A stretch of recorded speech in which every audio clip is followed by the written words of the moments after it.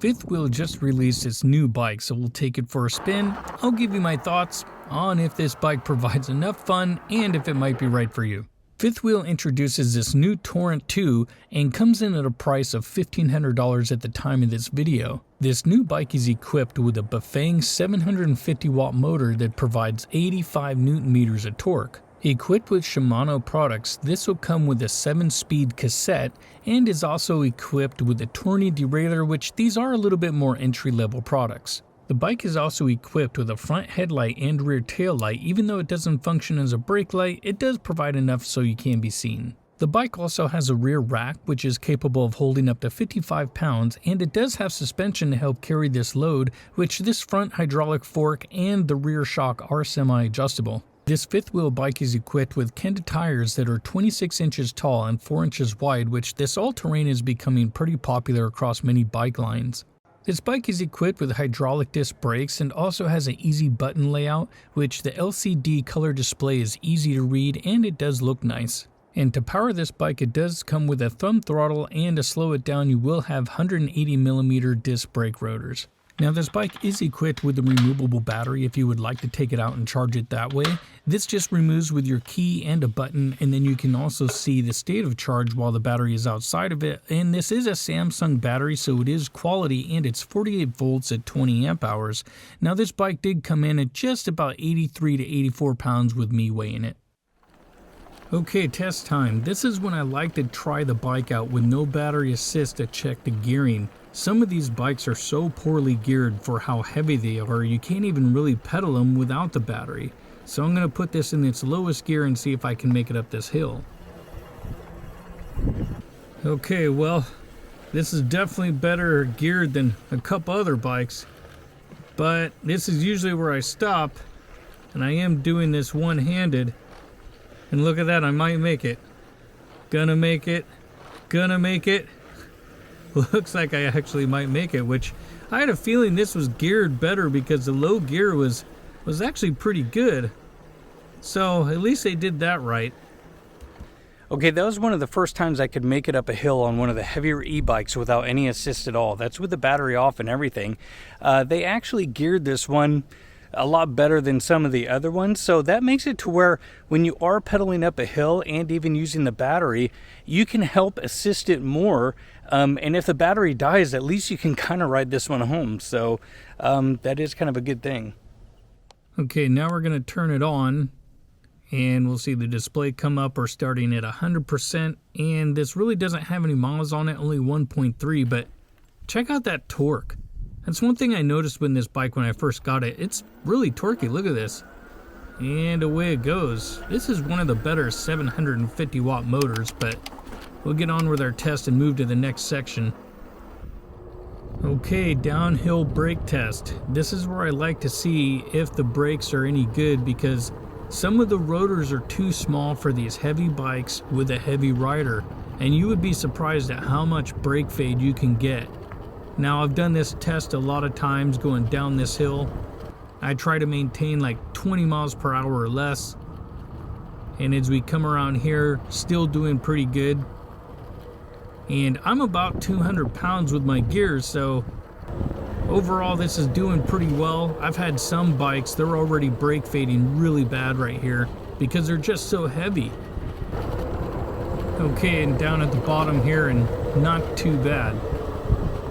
Now overall the brakes actually did pretty good. I still wouldn't mind larger rotors on some of these heavier bikes, just because you get more brake before they start to fade when they get heated up. Now granted, I was only using one brake, but just, you know, because the bike is heavy, and if you're a heavier rider plus with some gear and you're going down a lot of hills, you will notice some brake fade. But overall they didn't do bad.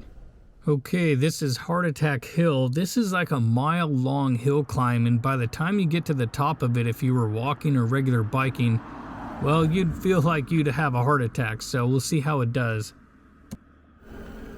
Okay, now I start at the bottom at 0, and some of these bikes have a hard time going between 5 and 10 miles an hour. Now on the steepest hills, they'll drop below 5, so I try to use that as a mark. And so as you can see, we're just above 5 now, almost at 10. And this is actually doing pretty good, better than a 1,000-watt motor bike that I actually tested a while back, which was about the same price. And as we get up here, so far the bike's actually been doing really well at holding about 8 to 13 miles an hour. So this is doing pretty good for at least a 750-watt motor. And as we get to the top, this is why I tell people a lot of time, try to find a motor with more torque on it, because 65 to 75 is just not enough when you get into these heavy e-bikes.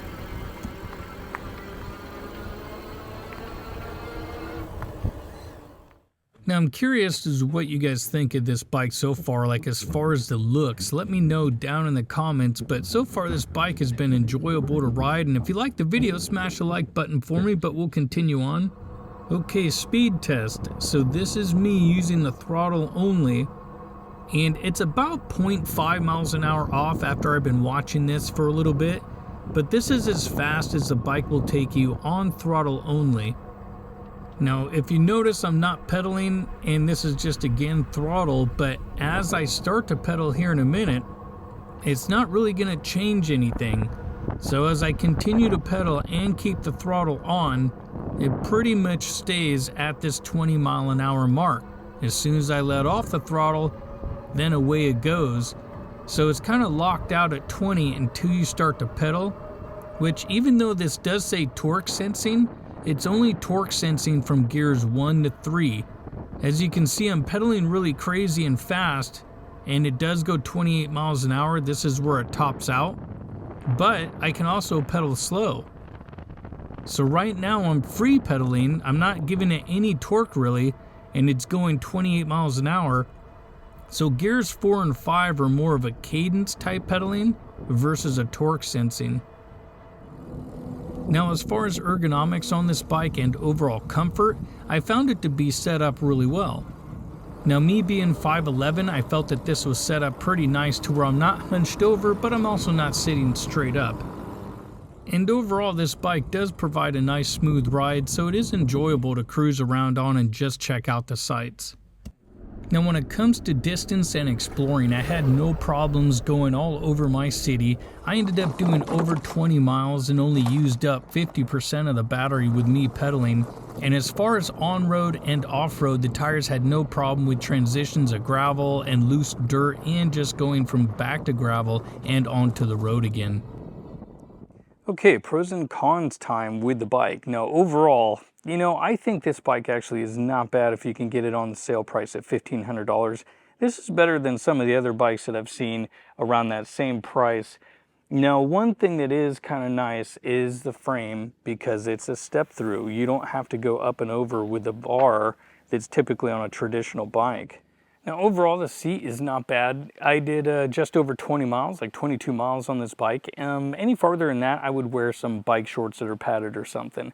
Bar position is not bad, at least for me. I'm about 5'11". Now these bars, they do not adjust anymore. This is about what you get as far as your adjustment up and down. So that might be something to consider, but the bars can rotate back and forth if you want to adjust them a little bit more. Now, when it comes to the suspension, you have to remember this is a $1,500 bike, and even though it is kind of adjustable, you can only do so much with it, but it's going to provide enough of a soft ride for the majority of the people out there. This isn't going to be a bike where you're going to take on big jumps or anything. It's mainly for cruising and just kind of sucking up the normal everyday bumps, but with the tires and the suspension, you can easily go up and down curbs, no problem, and it will do pretty much most of what everybody needs to do. When it comes to the tires, those did just fine on-road and off-road. I wouldn't worry about those too much. The Kendo ones are pretty popular, and they're a good all-around tire for everyday use. When it comes to your controls, these are really simple to use. I like that. There's no kind of secret functions and menus and things you have to go into. You just simply click plus or minus, turn on your light, turn off your light, and that'll pretty much take you everywhere you need to go. Now, when it comes to the gearing, I did find this was actually set up not bad. There are other ones for a heavier bike like this. They're not set up very good on the low end, and that's where you need more help, is when you need to go up the hills and help out the motor a little bit more, at least with the battery. But the gearing on this is actually not that bad compared to some of the other bikes I have done. So at least if the battery dies, unless it's a giant hill, you will be able to at least get up it. Now, one thing I did notice is the throttle is a little touchy. Right now it is on. If I was just to tap that, you can see it goes pretty quick. Like I said, the bike has a decent amount of torque on it, but there's also really no delay. So you just have to be mindful of that. I mean, overall, it's a decent bike. I can't find really anything wrong with it. There's a couple little rattles and stuff with the fenders on the front and the back. I'm not a huge fan of those, just for my personal preference. But overall, I think the bike did fine. Let me know what you guys think in the comment. If you have any questions, there's a link down below called Ask Me. Other than that, I hope you liked the video, and I hope to see you next time.